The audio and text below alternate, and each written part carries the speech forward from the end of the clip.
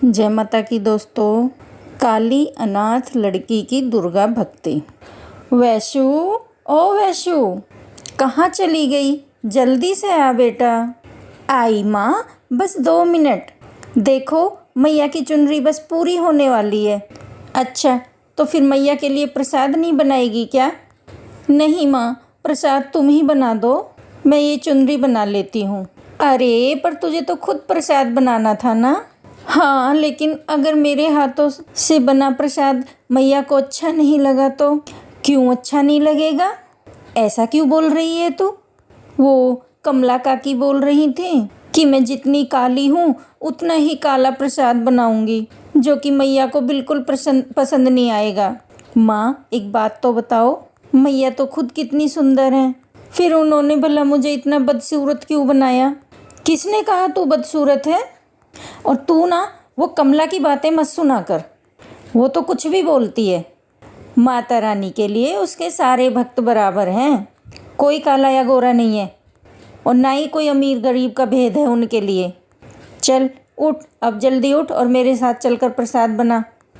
इतना कहकर गौरी अपनी बेटी वैष्णवी को लेकर के रसोई में चली गई और फिर उन दोनों ने मिलकर माँ दुर्गा के लिए बड़े मन से हलवा चने का प्रसाद बनाया। जन्म से ही वैष्णवी का रंग कुछ दबा हुआ था और यही वजह थी कि उसमें आत्मविश्वास की कमी थी। वो जो भी काम करती उसे खुद पर भरोसा नहीं हो पाता था। वाह माँ, प्रसाद की खुशबू तो बहुत ही बढ़िया आ रही है, लेकिन इसका स्वाद तो अच्छा होगा ना? मैया को पसंद तो आएगा ना? अरे तूने इतनी श्रद्धा और प्रेम से ये प्रसाद बनाया है तो भला मैया को पसंद क्यों नहीं आएगा? अच्छा सुन, अब मुझे काम पर जाने के लिए देर हो रही है। जब लौटूंगी तो दोनों साथ में मैया को भोग लगाएंगे, ठीक है? और जब तक तू मैया की चुनरी भी तैयार कर लेना। इतना कहकर गौरी घर से निकल गई। वो पास की ही कुछ सोसाइटियों में घरों में कुछ काम करने जाती थी और इस काम से ही वह अपना और अपनी बेटी वैष्णवी का पेट पाल रही थी। गौरी के पति की कुछ साल पहले मौत हो गई थी और तब से गौरी और वैष्णवी का गुजारा बड़ी मुश्किल से हो रहा था। हालांकि दोनों माँ बेटी इस हाल में भी खुश थी। दोनों को माँ दुर्गा पर असीम श्रद्धा थी और जब भी माँ के नवरात्रे आते तो वो बड़े ही मन से उन्हें मनाती थी और पूरे 9 दिनों के व्रत भी रखती थी।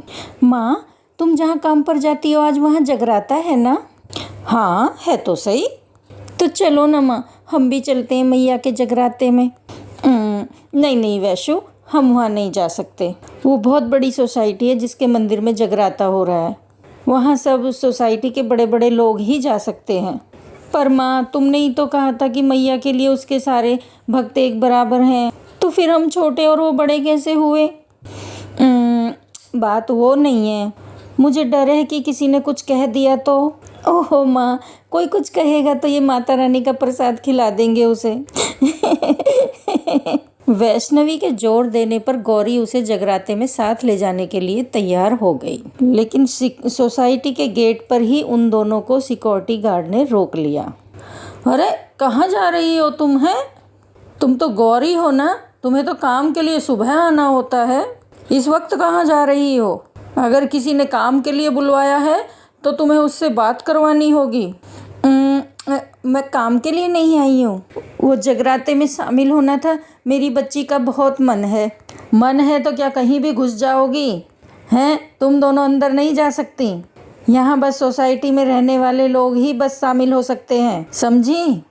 अंकल ऐसा मत बोलो, देखो मैं आपके लिए माता रानी का प्रसाद लेकर के आई हूँ। देखो आप इसे खा लो और हमें अंदर जाने दो। अरे गुड़िया, घूंस देनी थी तो ढंग की ही देती, ये हलवा चने से मेरा क्या होगा?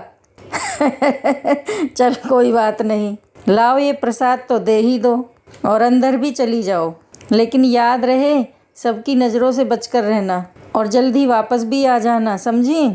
गार्ड की बात पर वैष्णवी सिर हिलाकर अंदर चली गई और पीछे गौरी भी चली गई। वो दोनों सबकी नज़रों से छिपकर एक कोने में बैठ गईं और माता रानी के भजन सुनते सुनते जल्दी ही भक्ति में लीन हो गई। वो दोनों जिस जगह पर बैठी थी वहाँ से जागरण की सजावट की बड़ी बड़ी लाइटों की तारें जा रही थीं। अचानक ही उन तारों में स्पार्क हुआ और उससे निकली चिंगारी उन दोनों की तरफ उठने लगी। यह देखकर गौरी ने तुरंत वैष्णवी को दूर धकेल दिया, लेकिन वो खुद नहीं बच सकी। स्पार्क काफी तेज था और आग का रूप ले चुका था। गौरी उस आग की चपेट में आ चुकी थी। यह देखकर वैष्णवी मदद के लिए चिल्लाने लगी, बचाओ बचाओ, कोई है, कोई है, कोई है तो बचाओ मेरी माँ को। वैष्णवी की आवाज सुनकर लोग वहां पहुंचे, लेकिन सभी का ध्यान पहले जगराते के पंडाल को बचाने का था, और जब तक लोगों ने गौरी की सुध ली उसकी मौत हो चुकी थी। और इसी के साथ एक ही पल में वैष्णवी के लिए सब कुछ खत्म हो गया। वो पूरी तरह से अनाथ हो चुकी थी और उसकी सुध लेने वाला अब और कोई नहीं बचा था। मैया, मैया, आपने ऐसा क्यों किया मेरे साथ? पहले बाबा को और फिर आपने माँ को भी अपने पास बुला लिया। अब मैं यहाँ रह के क्या करूँगी? मुझे भी बुला लो, मुझे भी अपने पास बुला लो मैया, मुझे भी अपने पास बुला लो। वैष्णवी माता रानी के सामने फूट फूट कर रो रही थी। तभी घर के दरवाजे पर किसी ने दस्तक दी। वैष्णवी ने दरवाजा खोला तो घर के बाहर वही सिक्योरिटी गार्ड खड़ा था जिसे जगराते वाले दिन वैष्णवी ने प्रसाद दिया था। अंकल, आप तो? हाँ गुड़िया, मैं वही हूँ जिसे तुमने प्रसाद दिया था। तुम्हारी माँ के साथ जो हुआ उसके लिए मैं कहीं ना कहीं खुद को जिम्मेदार मानता हूँ। उस दिन मुझे तुम दोनों को अंदर नहीं भेजना चाहिए था। नहीं अंकल, इसमें आपकी कोई गलती नहीं है। मेरा तो नसीब ही काला है, बिल्कुल मेरे रंग की तरह। नहीं गुड़िया, ऐसे मत बोलो। अच्छा ये बताओ, तुमने जो मुझे उस दिन प्रसाद दिया था वो तुम कहाँ से लाई थी? मेरा मतलब है कि उसे किसने बनाया था? बनाया तो मैंने ही था, लेकिन मेरी माँ ने मेरी मदद की थी। मुझे लगा ही था। गुड़िया, तुम्हें नहीं पता तुम्हारे बनाए उस प्रसाद में कितनी शक्ति थी। उसने वो चमत्कार कर दिखाया जिसकी मुझे कभी उम्मीद तक नहीं थी। क्या मतलब अंकल? कैसा चमत्कार? वो हुआ यूं कि उस दिन आग लगने की वजह से मेरा ध्यान उसी में लगा रहा और मैं वो प्रसाद नहीं खा पाया। फिर मैंने घर जाकर वो प्रसाद अपनी बेटी को खिला दिया। और फिर क्या हुआ अंकल? मैंने पहली बार अपनी बेटी की आवाज़ सुनी। हाँ, मैं सच कह रहा हूँ। मेरी बेटी बचपन से बोल नहीं सकती थी, लेकिन तुम्हारा प्रसाद खाकर वो बोलने लगी। लेकिन ऐसे कैसे हो सकता है? नहीं अंकल, आपकी बेटी की आवाज़ किसी और वजह से आई होगी। मैंने तो प्रसाद में कुछ खास नहीं मिलाया था। मिलाया था गुड़िया, तुमने अपनी भक्ति और माता रानी के प्रति श्रद्धा, सच्ची श्रद्धा मिलाई थी उस प्रसाद में, और उसी से वो प्रसाद चमत्कारी हो गया। उस गार्ड की बातों पर वैष्णवी को भरोसा नहीं हो रहा था, लेकिन फिर भी उस गार्ड के कहने पर उसने फिर से माँ दुर्गा का नाम लेकर ठीक वैसे ही प्रसाद बनाया जैसे उस दिन बनाया था। प्रसाद बनाने का सारा सामान गार्ड अपने साथ लेकर आया था। इसके बाद सारे प्रसाद को लेकर वैष्णवी ने माता रानी को भोग लगाया और फिर लाओ गुड़िया, अपने लिए प्रसाद निकाल लो और फिर बाकी का मुझे दे दो। वैष्णवी ने ऐसा ही किया और फिर गार्ड ने वो सारा प्रसाद ले जाकर उन लोगों में बांट दिया जो किसी न किसी तरह से परेशान थे।